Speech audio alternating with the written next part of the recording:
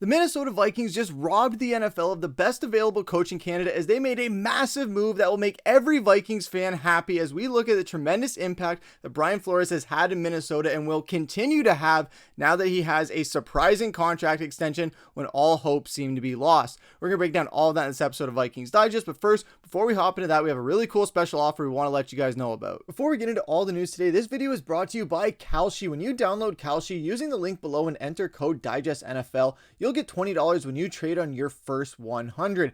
Kalshi is the largest prediction market in the US, and on their platform you can trade yes or no on real life events like sports, elections, news, and pretty much everything. And whether you're in California, Texas, or anywhere else across the country, Kalshi is also live in all 50 states. For sports fans, trade on game outcomes, playoff chances, or player performances, all in a regulated market where you can cash out anytime. For football fans, you can trade on who you think will win the NFC Championship game. I know Vikings fans in particular are hoping that the Rams pull this one out because we'd hate to see Sam Darnold get to the Super Bowl. And speaking of Sam Darnold, he has a 55% chance of getting 225 plus passing yards, with Stafford being at 72%. You can also trade on who you think will score a touchdown, with Devontae Adams at a 43% chance. He's been a touchdown hound all season. And if you trade $10, that'll return $24 into your pocket if he does score. It's a genuinely smarter way to use your sports or news knowledge, and you can close positions whenever you want. Download Kalshi with the link in the description, and don't forget to use code DIGESTNFL to get your $20 bonus. And thank you to Kalshi for sponsoring this video. And with that, let's hop right into it, which is that Brian Flores has been extended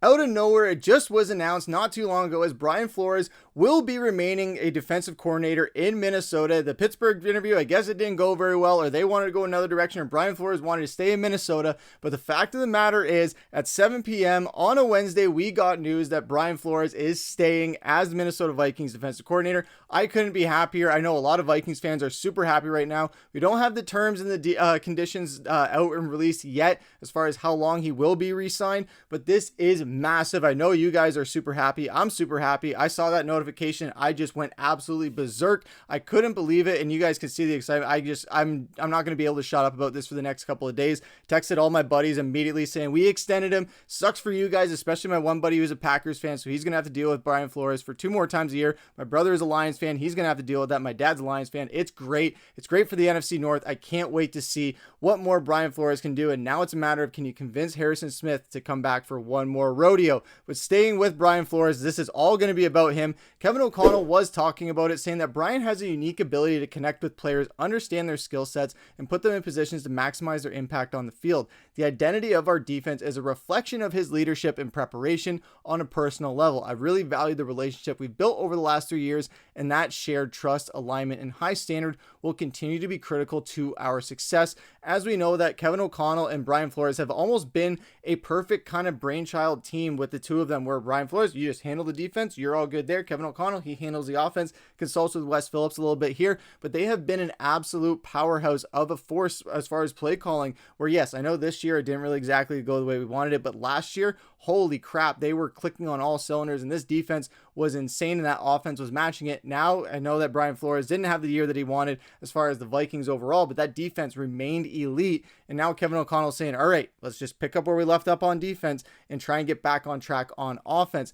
As you can see, the impact that Brian Flores has had in his first 3 seasons leading the defense, the Vikings have limited their opponents to 19.2 points per game, the second fewest league-wide, and 317.1 yards per game, including 5.1 yards per play, which is only 4th.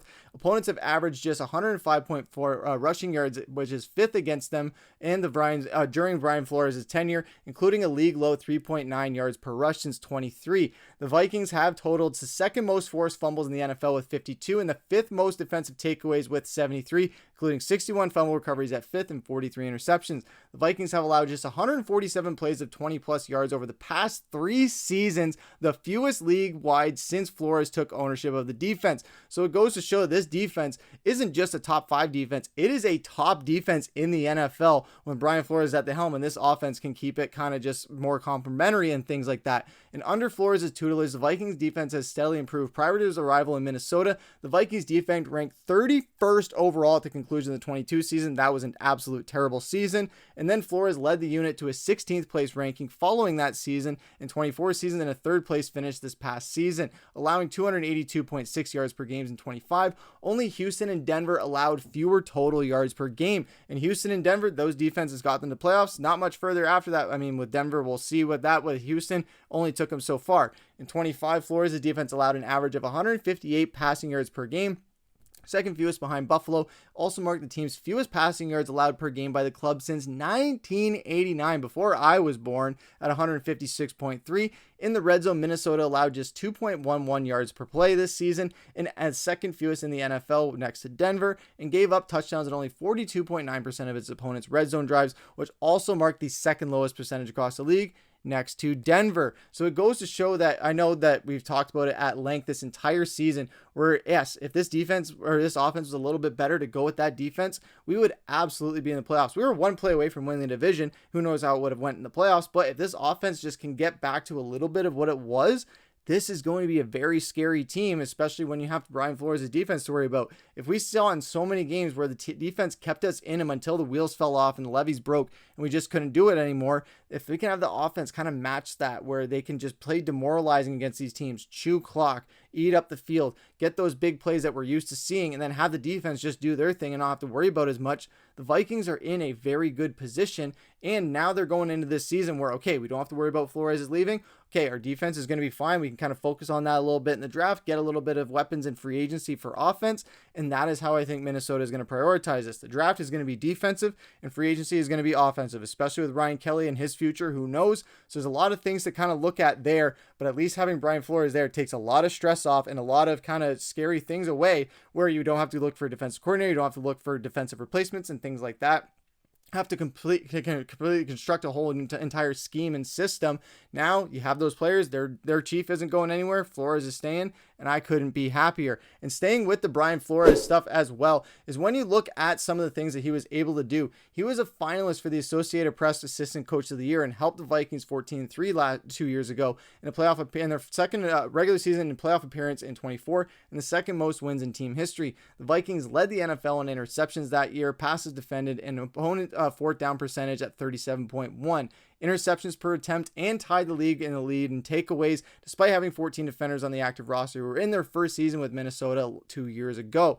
They were also ranked second in the NFL in opponent scoring efficiency and opponent runs of at least 20 yards or in opponents and rushing yards per game. And Flores' defense recorded a takeaway in every single regular season game in 24, marking the most consecutive games with a takeaway in a single season in franchise history. And they were the only team in the NFL with a takeaway in every game. The Vikings' 24 interceptions were 5 more than any team in the league, with Houston and tied for the team's second most interceptions in a season since 2000, with 28 in 23 and 24 in 2005.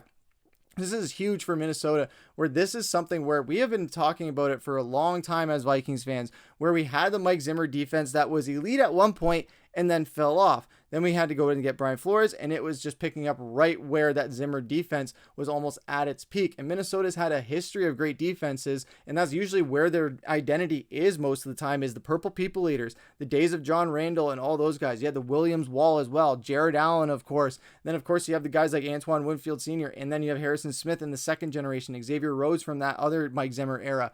So Minnesota has had an identity of great defenses. So when our defense is lackluster, it shows, and it is very punishing for Vikings fans, as that's why we brought Brian Flores in, because we had a terrible defense. He came in, fixed it all around, got us from one of the worst defenses in the league to middle of the road to now a top 5 defense in the NFL in just a matter of 3 seasons. Now it's a matter of getting JJ McCarthy up to snuff so that this defense isn't having to do as much, and Brian Flores can just kind of have even more freedom and just make things a living hell for these teams, even more than he already has been. I know a lot of Packers fans, Bears fans, and Lions fans are not really happy right now. Steelers fans probably aren't very happy because they didn't get one of the best coaches available. Ravens fans aren't happy because they didn't get one of the best coaches available, but we finally got him. Now it's a matter of how long will he be in Minnesota? What are the terms going to be, and how is that going to look out? Hopefully we get some more information coming out over the next couple of hours or by tomorrow morning so we can get that out for you guys. You can stay up to date on all the things going on with Minnesota and the Brian Flores situation, as now we can finally breathe a breath of fresh air as we have Brian Flores extended. Now we can kind of have a little bit less of a cloud over our heads and kind of just focus on the draft and not have to worry about finding a new defensive coordinator on top of all the things that go with that. But let us know how excited you guys are about Brian Flores staying in Minnesota, and if you think this means that Harrison Smith will come back for just one more ride after the way the last season ended and the way that we kind of finished this season with a lot of momentum to carry into next year. Let us know what you guys think down in the comments below, as that's going to do it for this episode of Vikings Digest. Thank you again to Kalshi for sponsoring this video. I've been your host, Griffin. Take care.